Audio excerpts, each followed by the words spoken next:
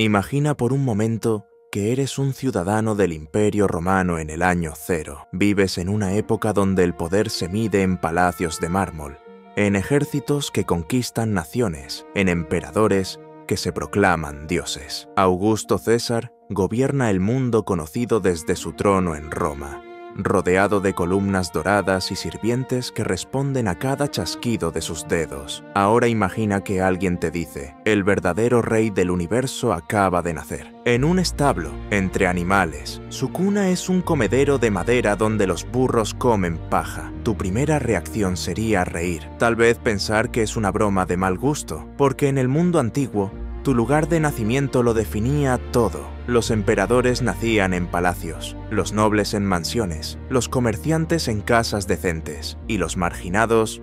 Bueno, los marginados nacían donde podían, pero aquí está el giro que cambió la historia para siempre.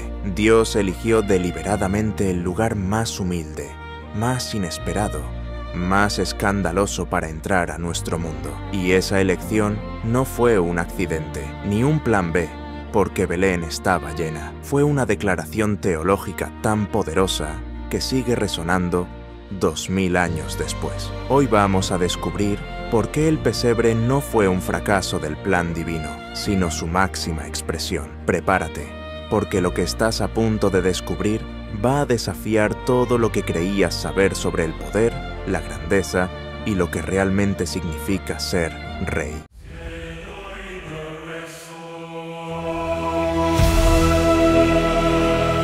Para entender el pesebre, primero tenemos que entender algo que los teólogos llaman la kenosis, o el vaciamiento. El apóstol Pablo lo describe en una de las cartas más antiguas del cristianismo. Cristo, siendo Dios, no consideró el ser igual a Dios como algo a qué aferrarse, sino que se despojó a sí mismo, tomando forma de siervo.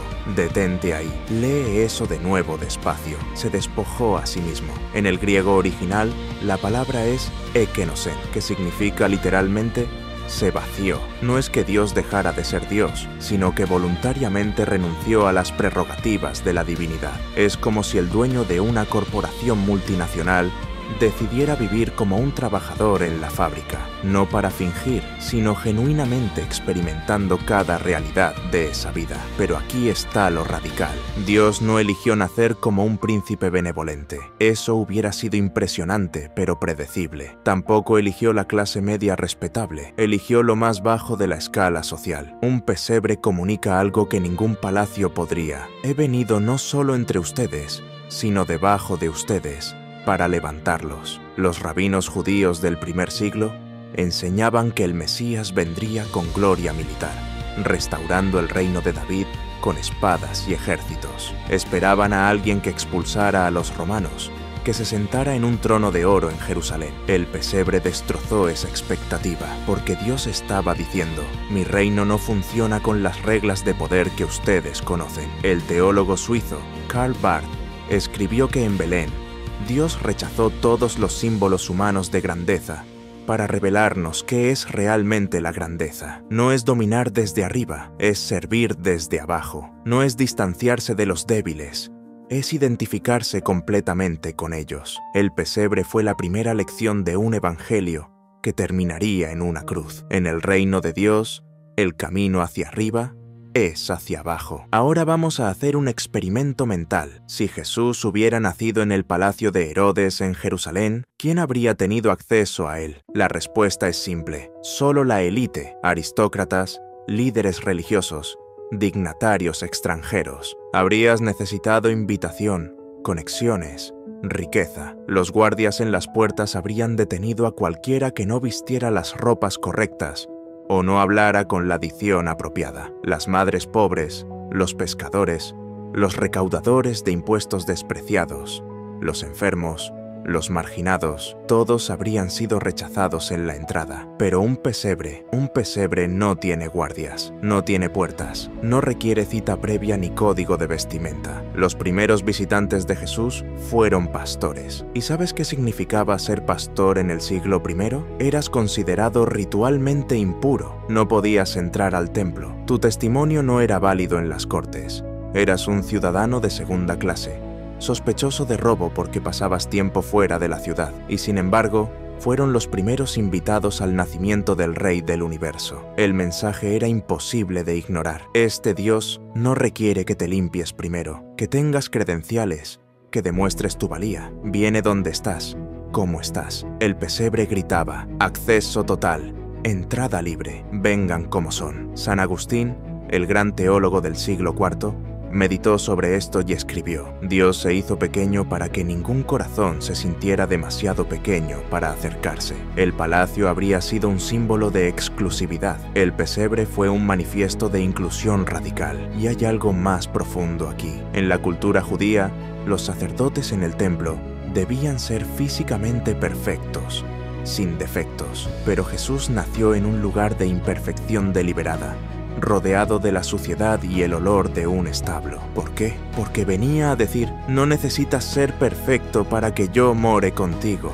De hecho, vine específicamente para los imperfectos, los quebrantados, los que piensan que nunca serían suficientemente buenos. Ahora llegamos al corazón teológico de todo esto. El pesebre no fue solo un gesto de humildad sentimental, fue una declaración de guerra contra todos los sistemas de poder que habían oprimido a la humanidad. Piénsalo así: cada imperio en la historia ha funcionado con la misma fórmula. El poder fluye de arriba hacia abajo. Los que están en la cima toman las decisiones, consumen los recursos, y los de abajo, bueno, obedecen. Roma lo perfeccionó. Los faraones de Egipto lo dominaron. Incluso las jerarquías religiosas operaban así. Dios estaba arriba en el cielo, distante, y tú abajo, esperando que quizás te prestara atención si hacías suficientes sacrificios. Y entonces llega Jesús, y su primera acción es nacida en un pesebre, el punto más bajo posible, no para quedarse ahí sintiendo lástima por sí mismo, sino para demostrar un principio revolucionario.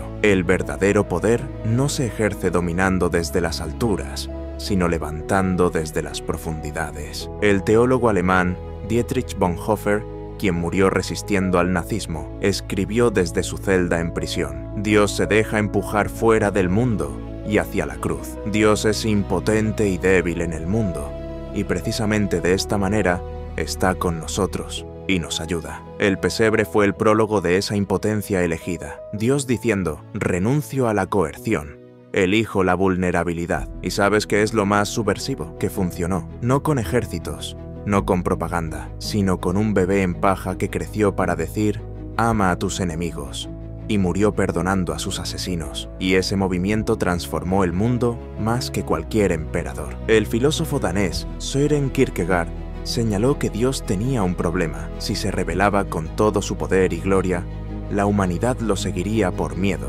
no por amor. Entonces eligió la estrategia opuesta. Se hizo tan pequeño, tan vulnerable, que la única respuesta posible era el amor genuino. El pesebre eliminó el miedo de la ecuación. Esto invierte todo. En el mundo, asciendes pisoteando a otros. En el reino de Dios, asciendes sirviendo. En el mundo, te proteges con muros. En el reino de Dios, te abres con vulnerabilidad. El pesebre fue la primera lección de una nueva física del poder. Entonces, después de todo este recorrido teológico, volvamos a la pregunta original: ¿por qué Dios eligió un pesebre y no un palacio? Porque el palacio habría perpetuado la mentira que nos ha destruido durante milenios, que el valor de una persona se mide por su estatus, su riqueza, su poder. El pesebre proclamó una verdad radicalmente diferente: que cada ser humano, desde el más marginado hasta el más encumbrado, tiene dignidad infinita precisamente porque Dios eligió identificarse con los más bajos. Pero aquí está el desafío final, el que nos obliga a mirar al espejo. El pesebre no fue solo una declaración sobre cómo Dios entra al mundo, es una invitación a cómo nosotros deberíamos vivir en él. Si Cristo eligió el pesebre, ¿qué dice eso sobre nuestra obsesión con los palacios modernos? Los títulos, los seguidores en redes sociales, los autos que manejamos, los vecindarios donde vivimos. No estoy diciendo que estas cosas sean malas en sí mismas. Estoy diciendo que el pesebre nos pregunta: ¿de verdad crees que ahí reside tu valor? El teólogo contemporáneo N.T. Wright lo expresa así: el punto del pesebre es que Dios está más interesado en transformar el mundo desde dentro que en impresionarlo desde afuera. Cada vez que elegimos la humildad sobre la ostentación, el servicio sobre el ego, la compasión sobre el juicio, estamos viviendo la teología del pesebre. Y hay algo más, algo profundamente personal. Si Dios eligió comenzar su vida en el lugar más humilde, significa que ningún lugar de tu vida es demasiado humilde para que Él entre. ¿Estás pasando por tu propio pesebre en este momento? ¿Un fracaso? ¿Una pérdida? ¿Una temporada de oscuridad? El mensaje de Belén es que Dios no espera a que llegues al palacio. Viene al pesebre, viene donde estás. 2000 años después, el pesebre sigue siendo escandaloso, porque nos confronta con un Dios que rechaza nuestros juegos de poder, que desmantela nuestras jerarquías artificiales, que nos mira a los ojos y dice: tu valor no está en lo que logras, sino en que eres amado. Así que la próxima vez que veas una escena de Navidad con ese humilde pesebre rodeado de pastores y animales, no lo veas como una postal sentimental, véelo como lo que realmente es, la revolución más radical que jamás haya entrado a este mundo. Un rey que eligió nacer entre la paja para enseñarnos que el verdadero trono no está en lo alto de palacios fríos, sino en lo profundo de corazones abiertos. Y esa elección, amigo mío, cambia absolutamente todo.